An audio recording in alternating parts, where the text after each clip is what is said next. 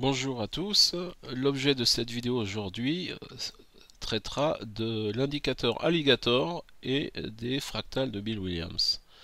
Alors cet indicateur, je le trouve très intéressant. Nous l'avons depuis longtemps dans le logiciel WalData. Nous avons en plus un assistant visuel qui est très intéressant et très pratique. Et nous allons résumer donc cet indicateur. Il est composé de 3 moyennes mobiles, une moyenne mobile courte de 5 périodes, une moyenne mobile intermédiaire de 8 périodes et enfin une moyenne mobile longue de 13 périodes. Bill Williams leur donne un nom. La moyenne mobile courte s'appelle the lips, les lèvres, donc la partie la plus extérieure du visage. Puis nous avons la moyenne mobile intermédiaire de 8 périodes qui s'appelle the teeth, les dents. Et enfin, nous avons la moyenne mobile longue qui s'appelle the jaw, qui signifie la mâchoire, donc un peu plus en arrière de la bouche.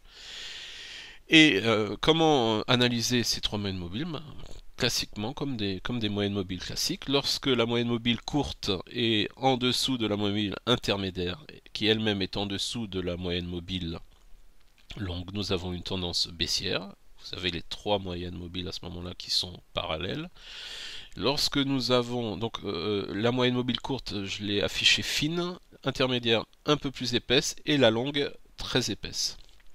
Lorsque nous avons maintenant le contraire, c'est la moyenne mobile courte qui est au-dessus de la moyenne mobile intermédiaire, puis ensuite la moyenne mobile intermédiaire qui est au-dessus de la moyenne mobile longue, nous avons une tendance haussière. Et nous avons cet excellent assistant visuel programmé par WalData, où nous avons, lorsque la pastille est verte, c'est une tendance haussière.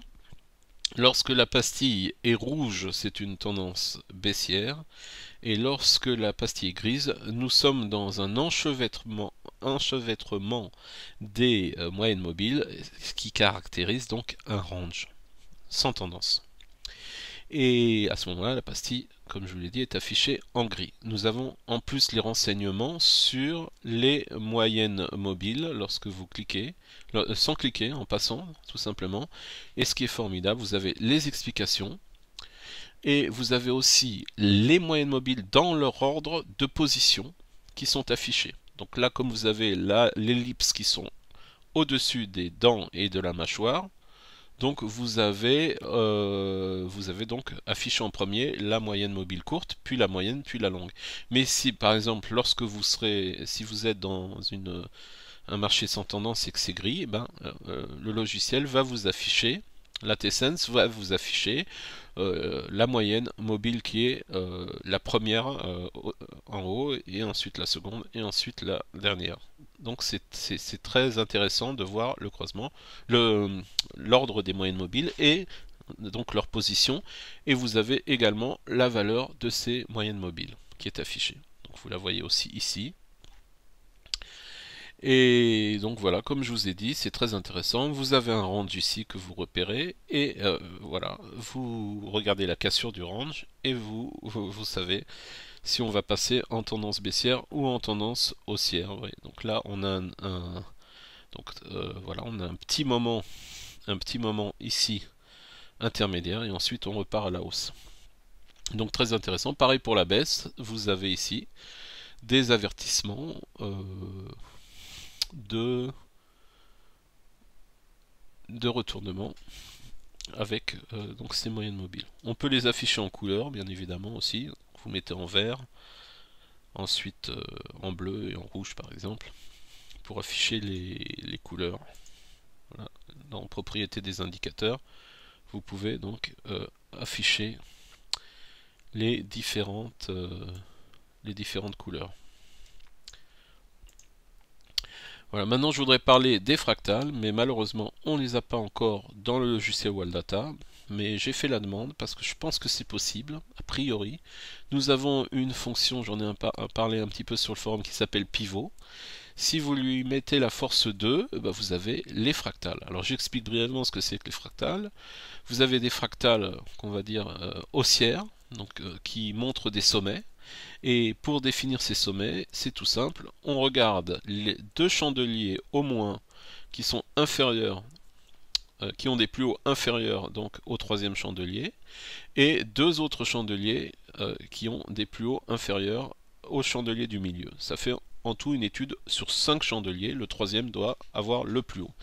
Inversement, pour le niveau de la fractale baissière, nous devons avoir deux chandeliers qui sont au-dessus du plus bas et à gauche et à droite également. Et nous avons ici notre fractale baissière. L'idée, ça serait d'avoir un assistant visuel qui nous montre toutes les fractales. Cependant, la fractale la plus importante, c'est la dernière, comme nous allons voir sur le logiciel, mais le fait de les avoir toutes affichées, ça nous permet de faire un backtest pour voir si c'est efficace ou non. Revenons maintenant à l'explication de Bill Williams. Nous allons passer à un autre logiciel pour pouvoir voir l'affichage de ces fractales. Et voilà, d'après ce que j'ai compris, hein, je vous avoue, je n'ai pas lu le livre de Bill Williams intégralement, donc j'espère ne rien omettre, pardon d'avance.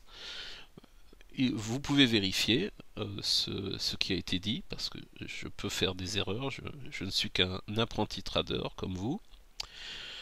Ce que j'ai compris, d'après ce que j'ai lu, c'est que vous avez donc, comme on a expliqué, des fractales qui sont haussières et des fractales qui sont baissières. Mais on en tient compte uniquement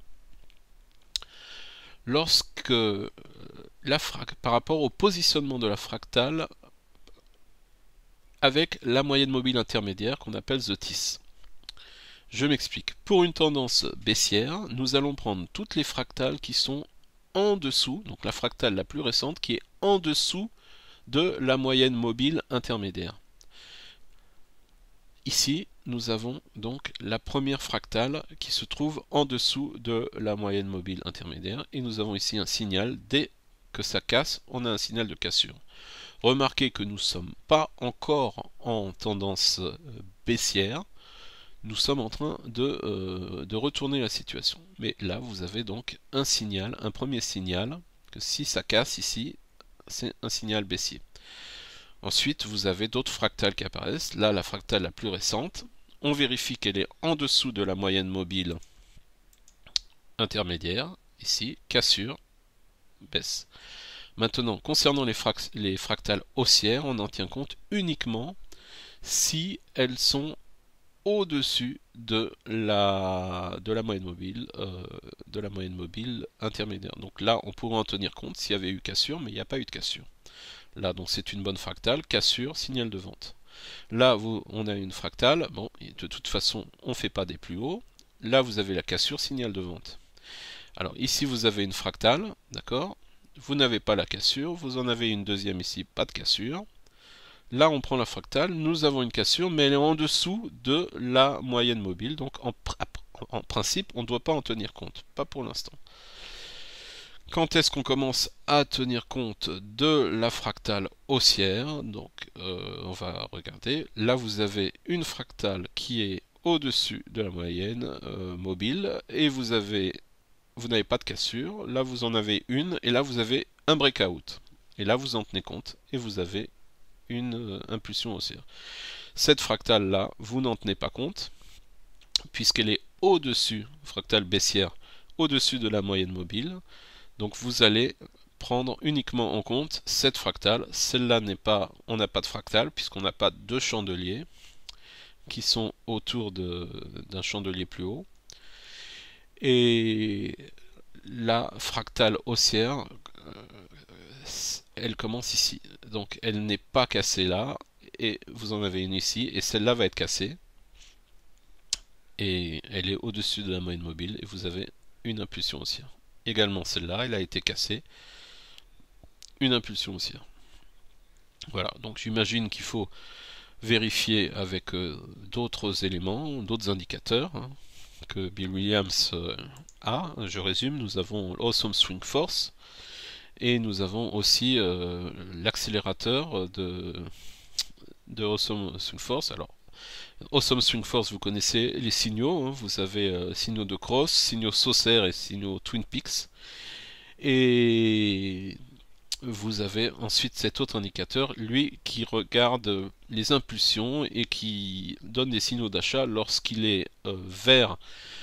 et qu'en même temps la pente de Awesome Oscillator est verte aussi. Bon, mais c'est un autre sujet. Pour l'instant, on ne parle que des fractales et de l'indicateur Alligator, mais Bill Williams, bien évidemment, utilise d'autres signaux.